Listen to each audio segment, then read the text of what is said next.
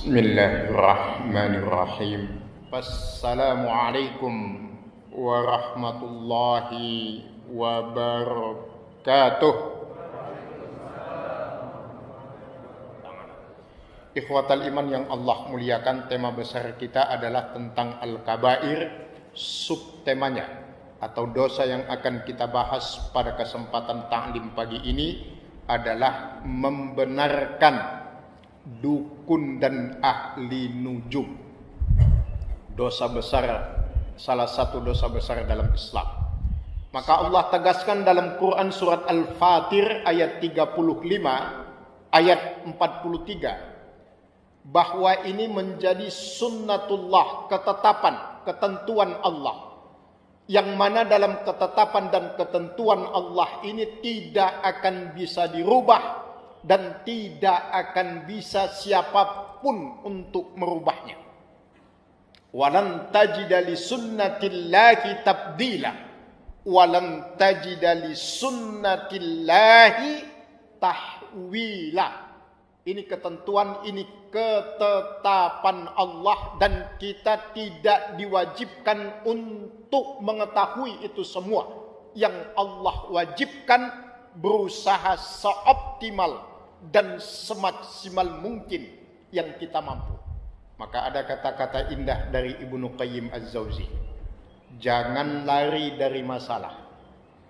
Jangan cari masalah. Yang benar, larikan masalahmu kepada yang maha memberi solusi, Allah subhanahu wa ta'ala. Jadi bagaimana cara melarikan masalah kita kepada Allah? Kata kuncinya satu, semakin banyak bersujud, semakin banyak solusi dalam hidup. Sebab antara masalah dan solusi itu dekat, sedekat kening kita dengan tempat sujud kita. Jika ada masalah, berbisiklah kepada bumi, maka bisikanmu akan terdengar sampai ke langit.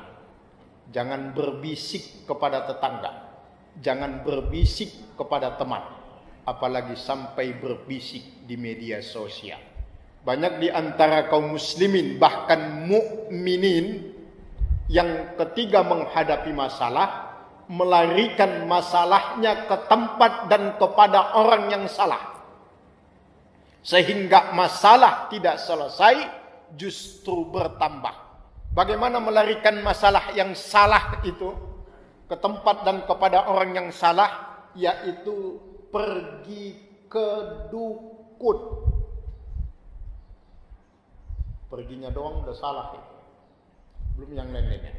Baik, sebagai pembahasan kita lihat dalam kitab Tauhid karangan Ibnu Taimiyah ada beberapa istilah tentang perdukunan ini. Yang pertama namanya kahin.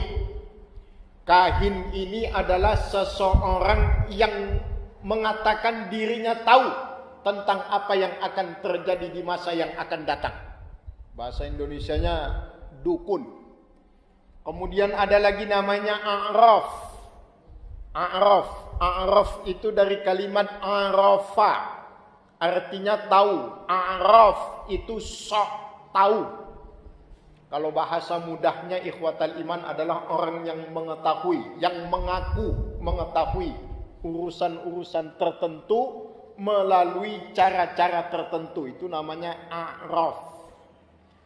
Yang ketiga ada namanya ramal. Ternyata ramalan itu bahasa Arab.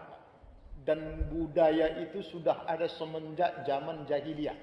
Ramal itu dari kalimat rimal. Rimal itu artinya pasir. Ramal dulu di dunia jahiliyah, dunia Arab jahiliyah, sudah ada orang yang suka memprediksi masa lalu dengan cara melukis di atas pasir. Kemudian yang keempat ada yang disebut munajjim.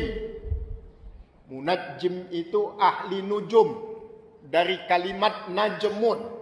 Najmun itu bintang. Jadi orang yang memprediksi sesuatu, yang mengatakan mengetahui sesuatu dengan metodologi perbintangan. atau bahasa kekiniannya disebut astrologi. Itu ahli nujum namanya. Kemudian selanjutnya ada yang disebut dengan sahir. Sahir itu dari kalimat sihir. Sinhara, sihir, artinya tukang sihir. Sihir itu hampir sama dengan kata sahur, Pak. Kenapa ada derivasi kalimat sihir dan sahur? Ternyata kalau kita pelajari tentang ilmu sihir, kebanyakan tukang sihir itu akan menyihir sasarannya dan lebih mudah untuk ditaklukkan. Itu menunggu korbannya dalam posisi tidur. Karena di saat tidur akal otak manusia itu tidak berfungsi dan itu mudah untuk dimasuki. Nah, apa kaitannya dengan sahur? Sahur itu waktu yang paling baik untuk memohon ampun kepada Allah, waktu beribadah yang paling baik, dan di waktu beribadah paling baik itu manusia mayoritasnya lagi nyenyak-nyenyaknya tidur. Kita lihat apa pendapat Syekh Shalih Al-Fauzan hafizahullah ta'ala. Pendapat beliau tentang hal ini. Dengan demikian, apapun namanya dan julukannya, baik disebut dukun, tukang sihir, paranormal, orang pintar, orang tua, spiritualis, ahli metafisik, atau bahkan mencatut istilah-istilah keagamaan, kiai. Ini kita tambahkan kiai, ajengan dan sebagainya. Jika dia bicara dalam hal ramal-meramal dengan semacam cara di atas, sahir, a'rab dan sebagainya, itu hukumnya sama, yaitu haram dan syirik. Mengetahui hal-hal yang gaib dengan cara-cara tertentu, artinya ada ritual tertentu, maka itu semua masuk dalam kategori perdukunan. Mau apapun namanya, itu semua masuk dalam satu kategori percaya atau membenarkan dukun. Hukumnya haram, dan itu termasuk syirkun, syirik. Kesimpulan kedua dari beliau, dengan demikian istilah-istilah ilmu yang mereka gunakan, baik disebut sebagai horoskop, zodiak, astrologi, ilmu nujum, ilmu spiritual, metafisika, supranatural, ilmu hitam, ilmu putih, sihir, hipnotis, sugesti, feng shui, geomanci, berkedok pengobatan alternatif, atau bahkan pengobatan yang katanya islami, apapun namanya, semua itu hukumnya haram. Titik, nggak pakai koma. Syirik.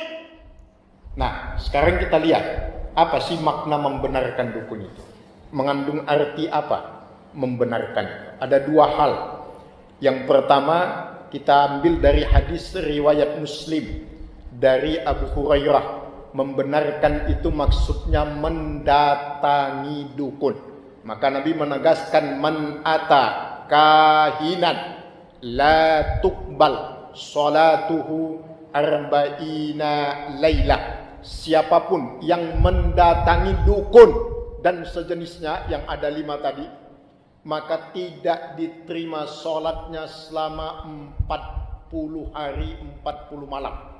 Itu riwayat Muslim dari Abu Hurairah. Tegas itu hadisnya sahih, tidak ada perdebatan, lafaznya mutawatir. Semua atau bahkan banyak orang yang sudah tahu tentang hadis itu. Lain halnya dengan yang kedua, mempercayai. Man ata arrafan fasaddaqahu faqad kazzaba bima unzila ala Muhammadin. Siapapun yang mendatangi dukun dan sejenisnya kemudian mempercayainya, maka dia telah kafir terhadap apa yang diturunkan kepada Nabi Muhammad. Hadis riwayat Muslim dari Abu Hurairah dalam Sahih Muslim. Pengetahuan manusia tentang hal yang gaib itu terbatas. Yang ada bukan tahu tapi sok tahu. Al-Isra ayat 85. Yas'alunaka 'anil ruh.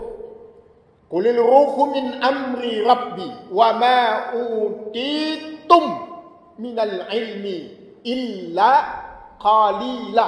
Allah tidak memberikan pengetahuan kepada manusia kecuali hanya sedikit.